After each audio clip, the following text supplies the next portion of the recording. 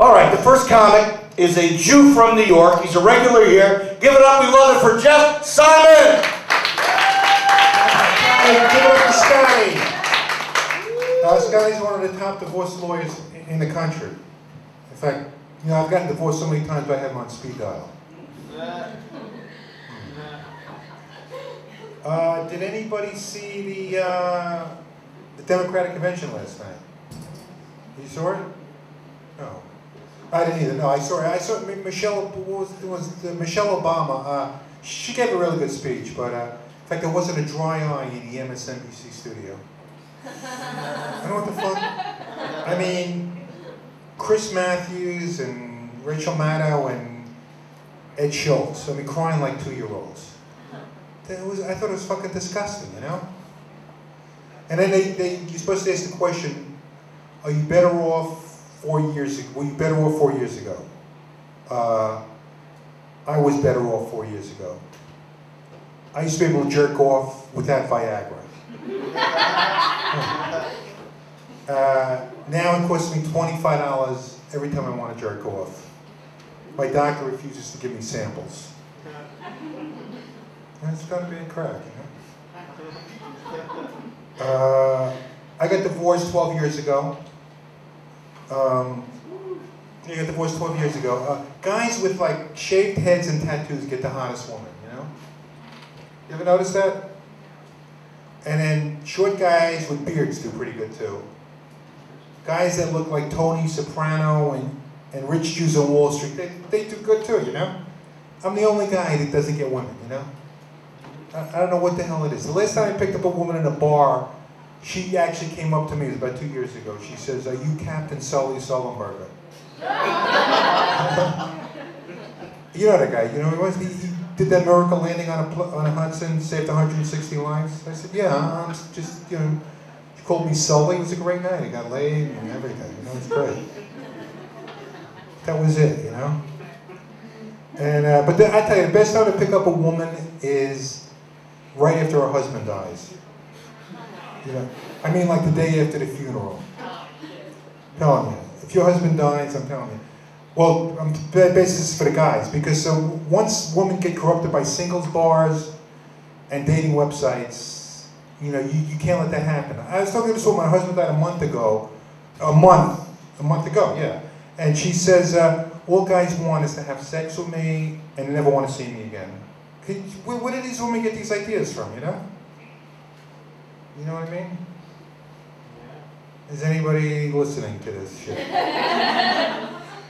I'm thinking about you working the funeral bar like a singles bar. Yeah, I was trying, yeah, I'm working on getting some kind of, you know, I was working on that angle. I just couldn't come up with anything funny, you know? Not that this shit's funny, you know?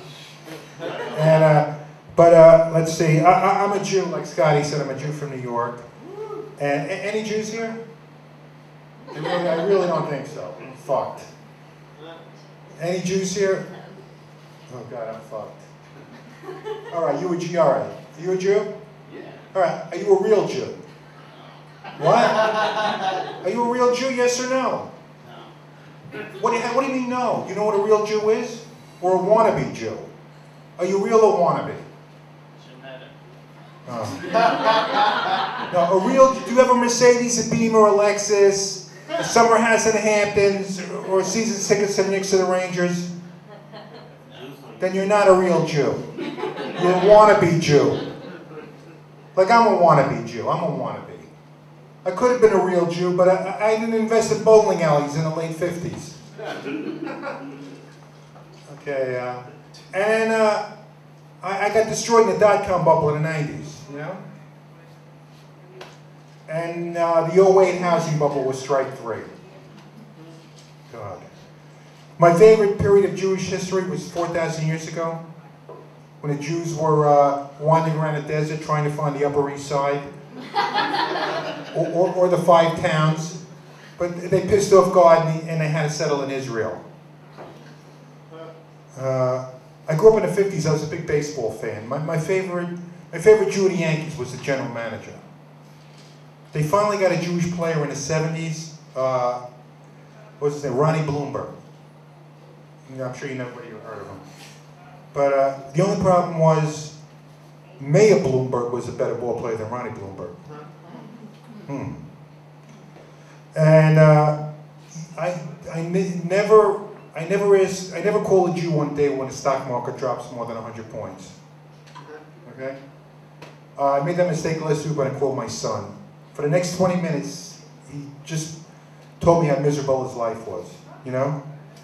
And then finally, and about how he's 29, doesn't have a steady girlfriend. I said, what's the problem?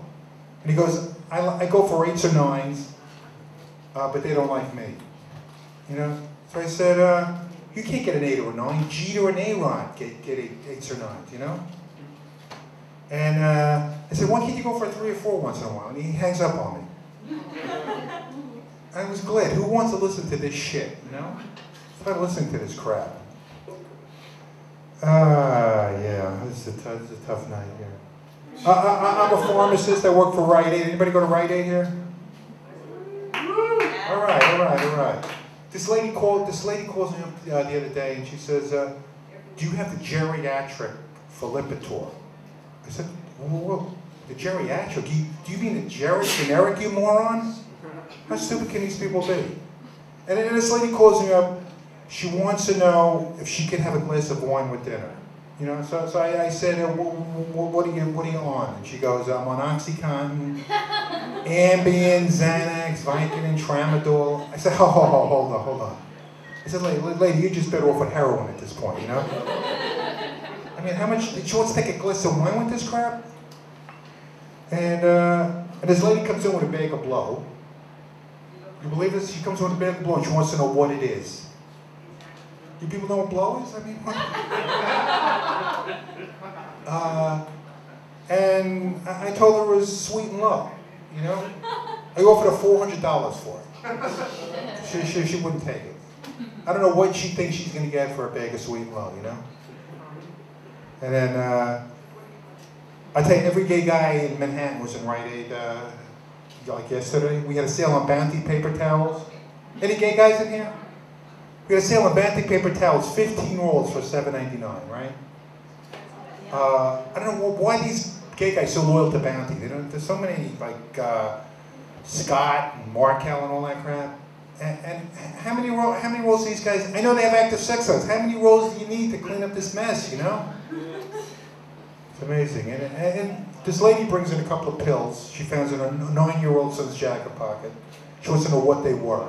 Does anybody have kids here? You guys are very young, you know? You guys are very young. You'll have kids someday. I mean, can you imagine if your 9-year-old was on a drug addict? Can you imagine that? I mean, why have kids, you know? Why have kids if your 9-year-old's a drug addict, you're right? Right? My kids didn't become drug addicts till they were 13 or 14. And I always told my kids, if you're gonna buy drugs on the street, let me match the price. All right, I'll take it, whatever it is. All right, and then I had to cover this. Anybody live on Staten Island here? I had to cover this pharmacy on Staten Island, like I think it was Monday or something. And I got my first customer at 4 o'clock. Yeah, everybody on Staten Island is a drug addict, and they don't wake up till 3 o'clock.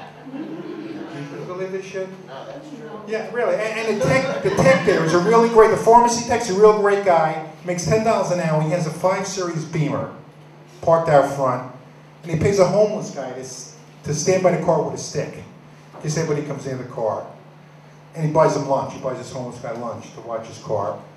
And this guy wears a Rolex, the tech. Imagine a Rolex. And he treated everybody for lunch, and he says he has nothing to do with the missing OxyContin in the pharmacy. And then we have this delivery driver. She's a woman. I give her this OxyContin to take to this terminal cancer patient. Right? I swear to God. And I'm still waiting. And the patient is still waiting for this medicine. That was Monday. All right. You people don't like pharmacy jokes. What can I tell you?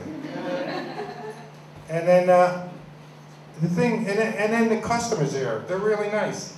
They get OxyContin for free on Medicaid, right? Anybody on Medicaid here? Right. They get OxyContin for free, and then they sell it on the street for $30 a piece, you know? You believe this shit? And I feel like white trash, you know, because everybody on Staten Island is making more money than me. And I'm a fucking pharmacist, you know? All right, this is a nice, intimate crowd. I want to thank you very much. I'm going to give back to the great Scotty. All right, let's get this vibe going. Come on, let's hear some more energy. We got a small crowd, yeah. All right.